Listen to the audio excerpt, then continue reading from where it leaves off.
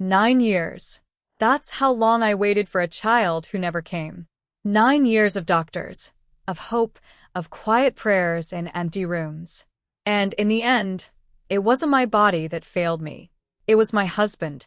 Because while I was serving my country 3 states away, he was busy giving my sister the one thing he told me we'd never have. Twins. My own sister's twins. And when I found out, I didn't scream. I didn't cry in front of anyone. I picked up a pen, signed the divorce papers, and drove back to my army post like nothing had happened. But nothing was over. It was just beginning. My name is Captain Rachel Wellington, and this is the story of how silence became my sharpest weapon. From the outside, my marriage looked like something out of a magazine. I met Daniel in college, long before the uniform, long before the rank insignia on my shoulders. He was charming, steady, the kind of man who remembered anniversaries and opened doors. We got married young, full of plans, a house, a dog, someday kids. But someday kept slipping away. Year after year, test after test, the answer stayed the same. Nothing wrong with either of us, the doctors said. Just bad luck. We tried everything, treatments, specialists, prayers whispered into pillows at 2 in the morning. Daniel always said the right things. It doesn't matter, Rachel. I just want you. I believed him because I needed to. Meanwhile, my career moved forward in a way my personal life never did. I earned my commission, then my captain's bars. Deployments came and went. Daniel stayed home, working a steady office job, always saying he was proud of me.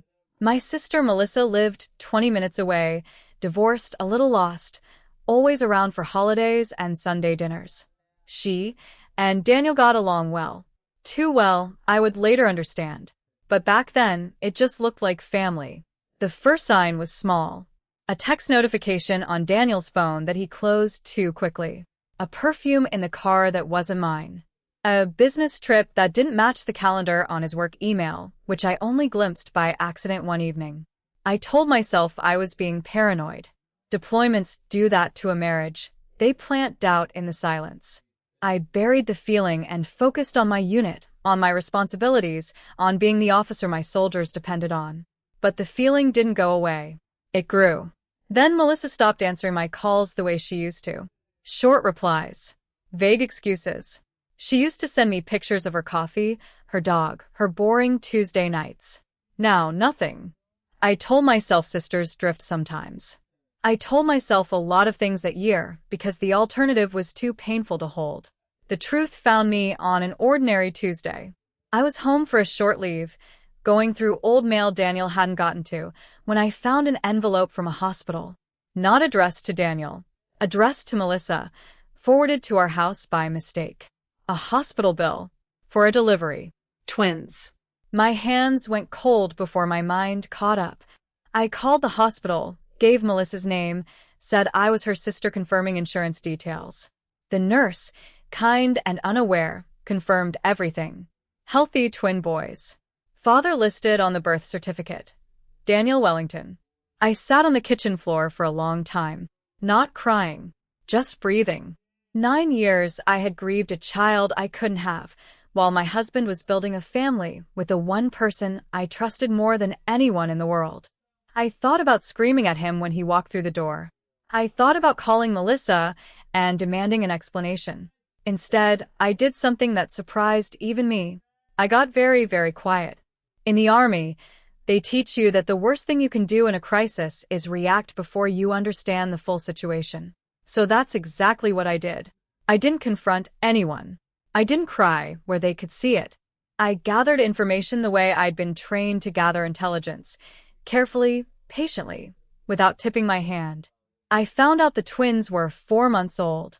4 months. Which meant this hadn't been a one-time mistake. It had been going on since before I left for my last deployment. I found hotel receipts. I found a joint bank account Daniel had opened with Melissa, disguised under a vague business name. I found out his mother, Patricia, had been visiting the babies for months, keeping the secret locked tight within the family, while she still called me every week asking how the trying was going. Everyone had known.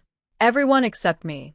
I contacted a lawyer that same week from a coffee shop 2 towns over, using cash instead of cards Daniel might notice. I filed for divorce quietly, citing infidelity, with every piece of evidence organized and dated. I didn't want a screaming match. I wanted the truth documented, undeniable, and final. And then, with the papers ready, I did something Daniel never saw coming. I left the signed divorce papers on the kitchen table, along with copies of everything I'd found: the hospital bill, the bank statements, the hotel records. No note, no accusation written out. Just the truth, laid bare, the way evidence should speak for itself. Then I packed my bag, put on my uniform, and drove back to my post 2 days early. My commanding officer didn't ask questions when I requested to return. Soldiers do that sometimes, needing the structure of duty when their personal life falls apart. I threw myself into work because work was the one thing that had never betrayed me. I didn't call Daniel. I didn't call Melissa. I let the papers do the talking, and I let time do the rest. Because I already knew what was coming. Daniel was scheduled to come home from one of his business trips that weekend, and his mother, Patricia, was going to be there to greet him, completely unaware that the woman she'd spent 9 years pretending to support had already walked away. Daniel walked in that Saturday evening expecting a quiet house and an oblivious wife. Instead, he found the envelope on the kitchen table with his name on it. Patricia was there too, having stopped by to drop off groceries, still playing the doting mother-in-law who called me every week asking about our future children. She saw the papers before Daniel even opened them. She recognized the hospital letterhead. Her face went pale because in that instant, she understood exactly what I now knew. She looked at her son and asked the question that would end whatever comfortable lie the family had been living in. Wait, she didn't tell you? Daniel froze. Because he realized his mother wasn't asking if Rachel knew about the affair. She was asking if I knew that everyone else already did. The silence in that kitchen must have been unbearable. Patricia had spent months celebrating grandchildren she was never supposed to admit existed, while I sat across from her every Sunday, still grieving a family I thought we were failing to build together. Word moves fast in families built on secrets. Within days, my in-laws' careful arrangement collapsed. Daniel tried calling me 12 times, then 24. I didn't answer. There was nothing left to negotiate. The evidence was already filed with my attorney, the papers already signed, the truth already sitting in black and white where no charming explanation could soften it. Melissa reached out once, a long message full of excuses about loneliness and connection and how it wasn't supposed to happen this way. I read it standing in the parking lot of my base, and I felt something I didn't expect. Not rage, but relief. Relief that I finally understood why 9 years of trying had felt so hollow. Relief that I hadn't wasted a 10th year hoping for a marriage that had already ended in every way that mattered. The divorce moved forward without a fight, because Daniel had no evidence to challenge, no story that held up against hospital records and dated bank statements. I asked for nothing extra. I didn't need his money or his sympathy. I needed my name back, and I got it. I won't pretend it didn't hurt. Some nights, back in my quarters, I let myself feel every bit of it. The grief for the marriage, for the sister I lost twice, once to distance and once to betrayal. But grief doesn't have to mean weakness. I kept showing up for my soldiers. I kept doing the job I was good at, the one part of my life that had never asked me to shrink myself to be believed. A year later, I made major. My unit threw a small gathering, nothing extravagant, just people who respected the work I put in every single day. Patricia sent one final message, an apology dressed up as an excuse, saying she didn't know how to tell me. I didn't respond. Some silences aren't wounds. Some are just boundaries, finally drawn. Daniel and Melissa are raising the twins together now, in the house they built quietly behind my back.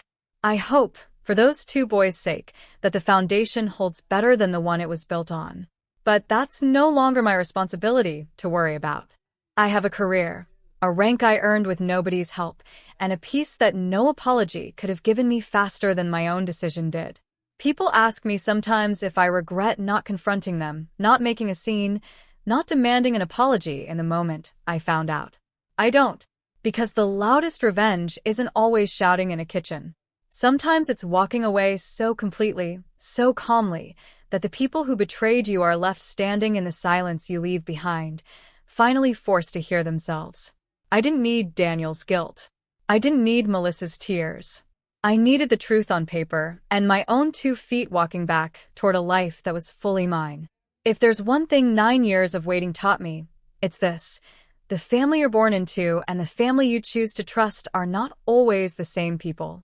And sometimes, the bravest thing you can do isn't fighting for what was never really yours to keep. It's simply signing the page and walking forward. If this story moved you, comment strength below, and don't forget to subscribe for more stories of quiet justice.